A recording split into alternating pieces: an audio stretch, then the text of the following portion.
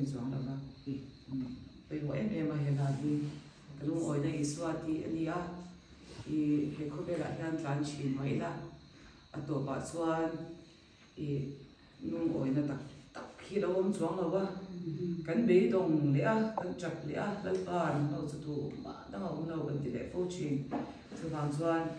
nắng nghe lúc ở đây thì rồi ta sẽ là khối về nó đi nghe và nó phải bà cái chú khối về làm chú cái lỗ chân đấy là gì lúc ở đây phong kiếm chú cái giống xí cái lỗ thì trước thế là đủ lên cái thiên lô của nó